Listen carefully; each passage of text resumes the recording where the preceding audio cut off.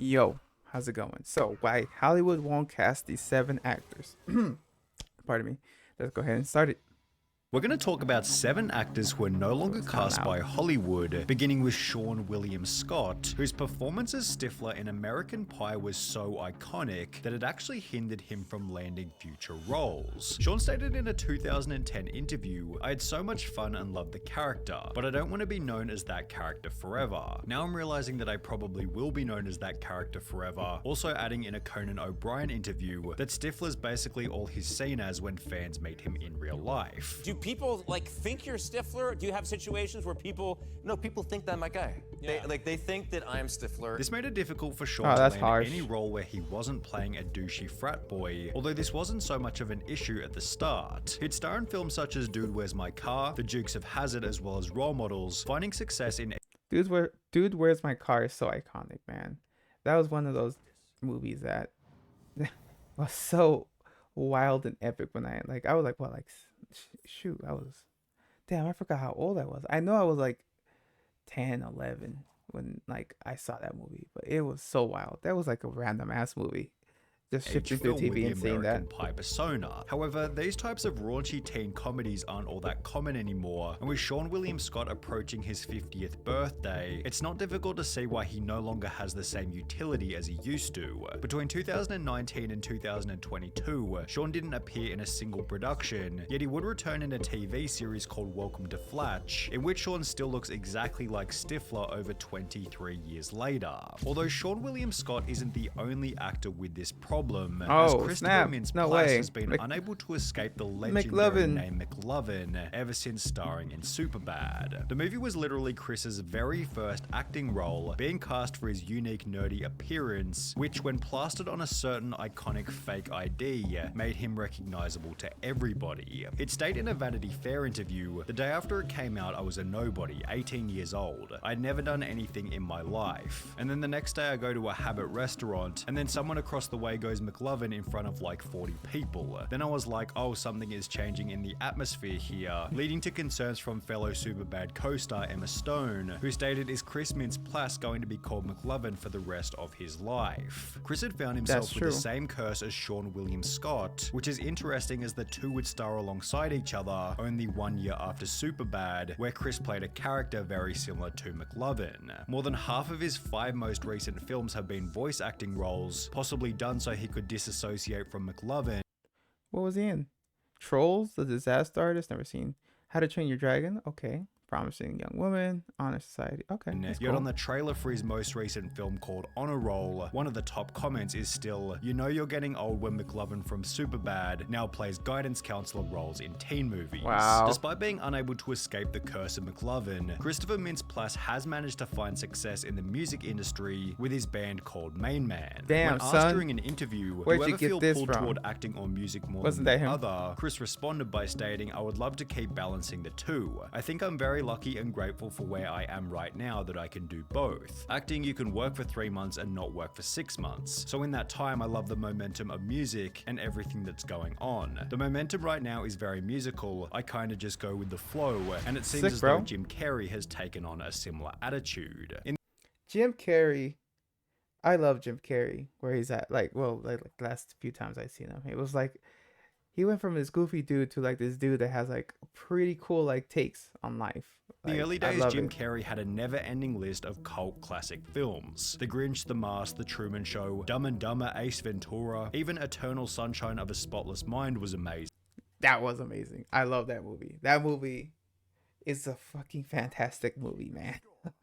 However, when was the last time you heard any hype around a Jim Carrey movie after maybe the second Dumb and Dumber almost 10 years ago? There's a good reason for this. Between 2016 and 2020, Jim Carrey took a 4-year hiatus from acting, which seemed to have been catalyzed by the death of his ex-girlfriend in late 2015. The tragedy not only resulted in grief, but Jim Carrey also had to spend the entirety of 2017 embroiled in various lawsuits related to her passing. He was dismissed of any Really? legal wrongdoing in early 2018, yet only 6 months later in a Hollywood Reporter interview, it was explained that Jim Carrey was an actor who had effectively renounced his own celebrity after stating, "I just didn't want to be in the business anymore. I didn't like what was happening, the corporations taking over and all that. And maybe it's because I felt pulled toward a different type of creative outlet." Jim Carrey instead began to focus on painting, and while he would return to acting for a brief period in 2020, he'd go on to state this in April 2022. Well, I'm retiring, but I really like my quiet life and I really love putting paint on canvas. And this is something you might never hear another celebrity say as long as time exists. I have enough. I've done enough. I am enough. He added that Sonic the Hedgehog 2 Dude, I love to hear that, man. I love to hear when someone is fulfilled in life. It's just fantastic to hear. When you're fulfilled in life, man, I'm pretty sure there's no word to describe it. I'm pretty sure there's no word to describe once you get fulfilled in life. would be his final movie, and apart from a small appearance in the Weeknd's Out of Time music video, Jim Carrey has stayed true to his retirement. But whatever happened to Tobey Maguire? As summarized well by this comment, I don't care what other movies this guy plays in, he will always be Spider-Man to me. And while this is true for most Tobey Maguire fans, he isn't really typecast in the same way as McLovin or Stifler. He found success playing fairly unique roles in other films such as The Great Gatsby, yet since 2014, almost 10 years ago, he appeared in no more than 3 films and 1 episode of a TV show. Why? He's not a romantic lead, he's not an action star, he's not a comedic actor, he's not a Shakespearean. His boyish good looks were appealing in his 20s and 30s, but not when he's in his early 40s. Basically, Tobey Maguire has a limited range as an actor, and there aren't many roles for him within that range. Besides being fairly limited in terms of what roles he can play, Tobey Maguire has also found himself in numerous media scandals. In 2015, it was reported that Maguire won as much as 30 to 40 million from illegal poker games over the course of 3 years, with most of this money having come from a hedge fund manager who's now serving 10 years in prison himself. Damn. But that reminds me of that one movie that had like was it Molly's Game?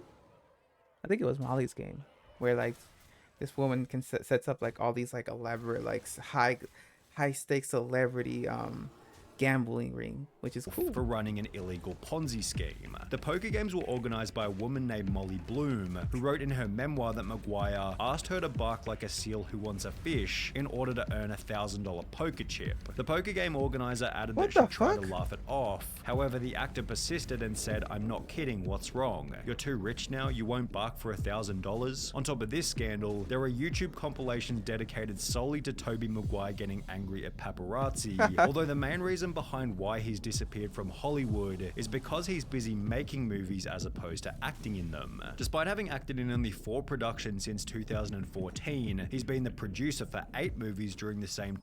Any notable ones? Nobody. Oh, love Nobody. Babylon, The Violent Heart, never seen. The Best of Enemies, Get Duped.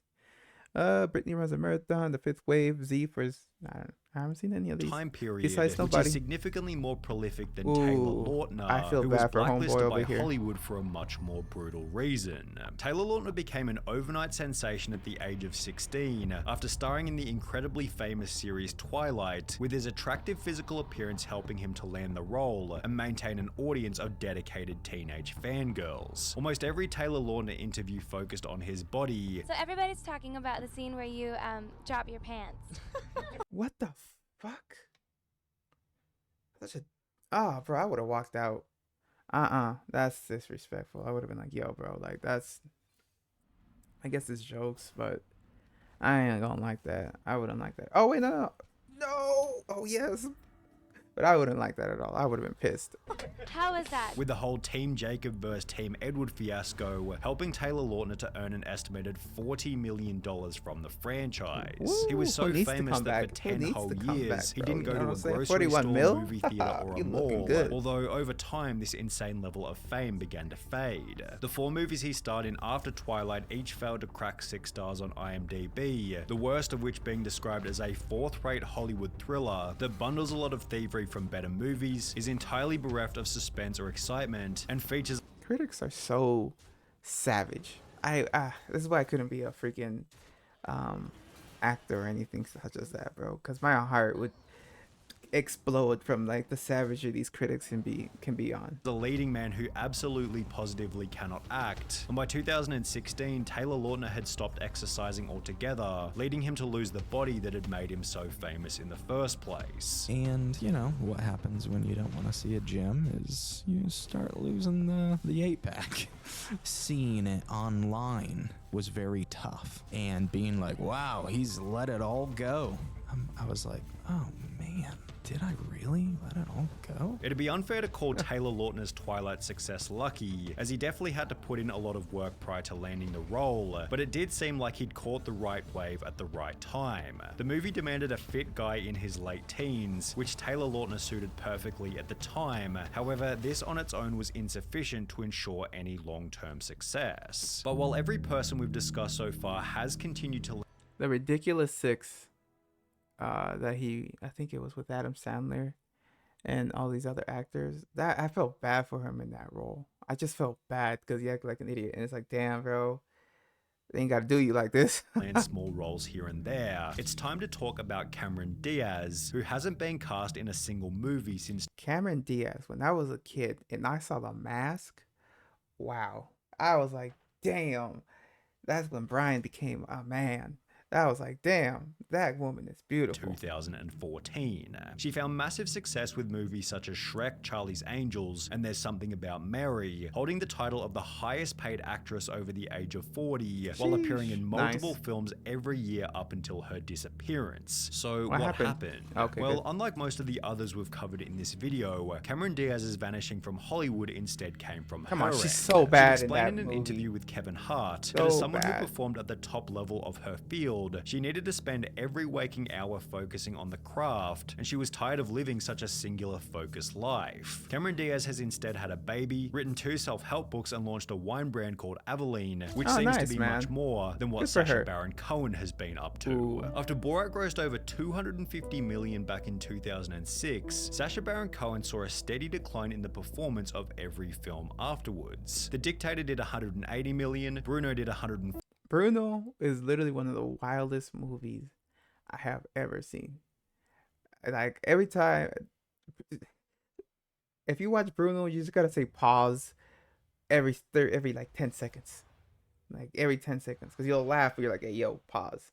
million, yet by 2016, Grimsby did only $28 million on a budget of I never saw $35 that million, meaning the film lost $7 million, whilst prompting reviews such as Baron Cohen is a one-trick pony and his shtick has worn thin. In 2016, he stated that Hollywood would be too scared to make Borat today, explaining that the incredibly crude humor which made the movie so successful was better suited to when the film was first released. The That's kind of true. stuff he pulled off in Borat is much harder to do in this YouTube/iPhone age, as Cohen himself admitted while doing press for this one. The same kind of problem can also be applied to Bruno in The Dictator, but it's the risky comedy in these films that makes them so entertaining to watch. Facts. On top of being more limited in terms of what jokes he can make, Sacha Baron Cohen has also been limited by lawsuits. He stated in a 2012 interview that he could no longer make movies like Borat and Bruno, as the movies I did up till now, they involved real people. At the moment, I think I have the Guinness World Didn't like a politician have like